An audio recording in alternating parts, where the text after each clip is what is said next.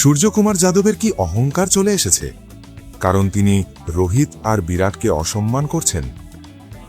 এই প্রশ্নটা আমার মনে এসেছে, কারণ স্কাই যে কথা বলেছেন সেখানে সরাসরি রোহিত আর বিরাটের নাম নিয়ে অসম্মান করা হয়নি, কিন্তু তিনি যে কথা বলেছেন তার থেকে কি প্রমাণ করতে চাইছেন? সূর্যকুমার যাদব কি এটা প্রমাণ করতে চাইছেন যে রোহিত শর্মা নিজের জন্য খেলতেন, দেশের জন্য নয়? রোহিত শর্মার দলে কি ব্যক্তিগত মাইলস্টোনে বেশি গুরুত্বপূর্ণ ছিল, দেশ নয়? রোহিত শর্মার দলে যে টেমপ্লেট ছিল সেটা কি ভুল ছিল? এই কথা বলতে আপনার লজ্জা লাগেনি? কারণ আপনি নিজেই তো সেই টেমপ্লেটের প্রোডাক্ট। আপনার লজ্জা লাগেনি এটা বলতে যে সেই মানুষটা যিনি এই দলে সেই অ্যাপ্রোচ নিয়ে এসেছিলেন, নিজের জন্য নয়, দেশের জন্য খেলব, যে মানুষটা সবার আগে নিজের ওপর সেই দায়িত্ব নিয়েছিলেন, যে বলেছিলেন আগে আমি আমার ব্যক্তিগত মাইলস্টোন ছাড়ব, আমার কেরিয়ার ঝুঁকিতে ফেলব, কিন্তু টিম ইন্ডিয়াকে জেতাব, তার সম্পর্কে আপনি বলছেন যে ওটা পুরনো ফরম্যাট ছিল, এখন আর সেটা চলবে না? আপনারা এখন এমন ফরম্যাটে খেলবেন যেখানে ব্যক্তিগত মাইলস্টোনের কোনো জায়গা থাকবে না? আমাকে কি বলতে পারবেন 2023 বিশ্বকাপের পর থেকে রোহিত শর্মা একটা ইনিংসও নিজের জন্য খেলেছেন? একটা ইনিংস দেখান না। আর আমি আপনারটা বলে দিচ্ছি, আপনি শুধু ইউএসের বিরুদ্ধে রান করেছিলেন, তার বাইরে পুরো বিশ্বকাপে আপনি কি করেছেন? একজন খেলোয়াড় হিসেবে আপনার অবদান পুরো বিশ্বকাপে শূন্য ছিল। আর আমরা সবাই জানি একজন অধিনায়ক হিসেবে এই দলে সূর্যকুমার যাদবের কতটা প্রভাব আছে। রোহিত শর্মার পরে এই দলকে চালাচ্ছেন গৌতম গম্ভীর। গম্ভীর ডাগআউটে বসে বলে দেন এরপর কে বল করবে, স্পিন না পেস। আপনার তো এটাও জানা থাকে না কখন কাকে দিয়ে বোলিং করাতে হবে। আর স্যার, যদি আপনি ভাবেন আপনার জন্যই ভারত এই বিশ্বকাপ জিতেছে, তাহলে আমার দিক থেকে সরি, কারণ ভারতকে জিতিয়েছে বুমরা আর সঞ্জু স্যামসন। বুমরা রোহিত শর্মার বোলার, বরুণ চক্রবর্তীও রোহিতের বোলার, যিনি পুরো বিশ্বকাপে ভালো করেছেন। সঞ্জু স্যামসন আপনার প্লেয়ার না, তিনি 2015 থেকে আছেন। গৌতম গম্ভীরের কিছু কৃতিত্ব আমি দিতে পারি, আর আপনি বলছেন 2024-এর যে টিম ছিল সেটা চলবে না? শুনুন, আপনার নিজেরই একটা স্টেটমেন্ট বলছি। বিশ্বকাপ জেতার আগে আপনি বলেছিলেন রোহিত শর্মা এই দলকে যেখানে রেখে গেছেন সেটা টপ পজিশন, আমি শুধু সেটা চালিয়ে যাব, আমি তার রাস্তা অনুসরণ করব। এটা আপনার নিজের কথা, কিন্তু ট্রফি জেতার পর আপনার কি অহংকার এসে গেছে?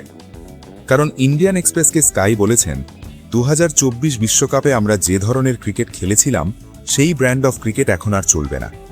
তাই আমরা ঠিক করেছি এখান থেকে কেউ ব্যক্তিগত মাইলস্টোনের দিকে তাকাবে না, লক্ষ্য থাকবে শুধু ম্যাচ জেতা। আর যদি লক্ষ্য করেন, সেমিফাইনাল পর্যন্ত আমাদের কোনো প্লেয়ার টপ রান গেটার ছিল না। কেন ছিল না? কারণ সঞ্জুকে আপনি মাত্র 5টা ম্যাচ খেলিয়েছিলেন, আপনার নিজের রান হচ্ছিল না।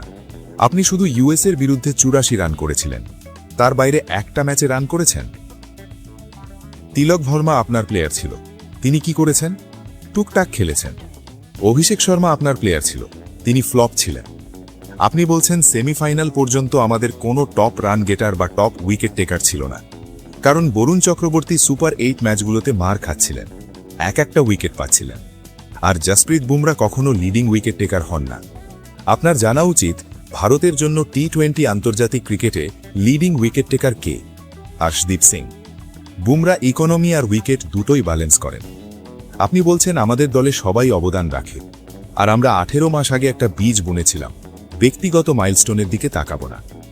শুনুন খুব মন দিয়ে, 2023 বিশ্বকাপের আগে রোহিত শর্মা রাহুল দ্রাবিড়ের সঙ্গে কথা বলেছিলেন যে এখন আমাদের পদ্ধতি বদলাতে হবে, আর সেই পরিবর্তনের শুরুটা তিনি নিজেই করবেন। তিনি বলেছিলেন আমি দলকে দ্রুত শুরু দেব। দ্রাবিড় বলেছিলেন তুমি ভালো শুরু দেবে কিন্তু আউট হয়ে যাবে। রোহিত বলেছিলেন কোনো সমস্যা নেই। এটাই করেছিলেন রোহিত। এবার নিজের অবদান বলুন। চ্যাম্পিয়ন্স ট্রফির ফাইনালে রোহিত রান করেছিলেন, টি-20 বিশ্বকাপে রান করেছিলেন, ফাইনালে বিরাট কোহলি ম্যাচ জিতিয়েছিলেন। এবার আসুন আপনার কথায়, 2023 ওডিআই বিশ্বকাপ ফাইনালে সূর্যকুমার যাদব কি করেছিলেন? 2024 টি-20 বিশ্বকাপ ফাইনালে সূর্যকুমার যাদব কি করেছিলেন? 2025 এশিয়া কাপ ফাইনালে সূর্যকুমার যাদব কি করেছিলেন? 2026 কোয়ার্টার ফাইনালে ওয়েস্ট ইন্ডিজের বিরুদ্ধে কি করেছিলেন? সেমিফাইনালে ইংল্যান্ডের বিরুদ্ধে কি করেছিলেন? ফাইনালে প্রথম বলেই আউট হয়েছিলেন। আর আপনি বলছেন রোহিতের টেমপ্লেট চলবে না? মনে রাখুন, আপনি সেই টেমপ্লেটেরই প্রোডাক্ট।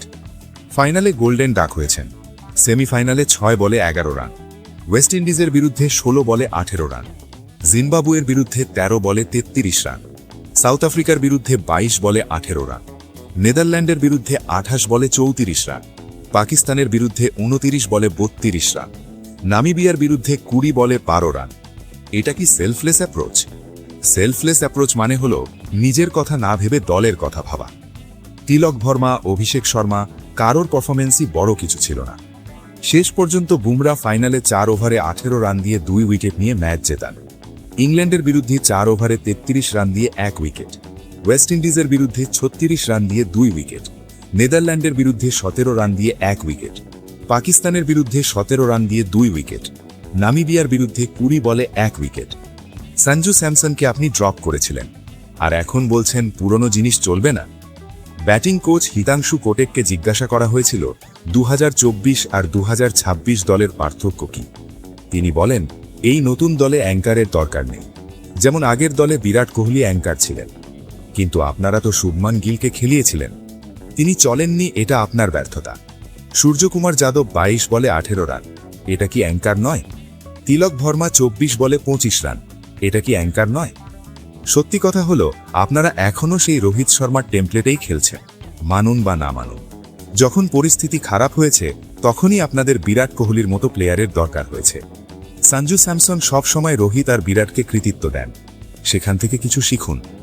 একটা টুর্নামেন্ট জিতেছেন মাত্র, তাও কয়েকজন খেলোয়াড়ের ব্যক্তিগত পারফরমেন্সের জন্য, আর আপনি ভাবছেন আপনি নতুন টেমপ্লেট বানিয়েছেন।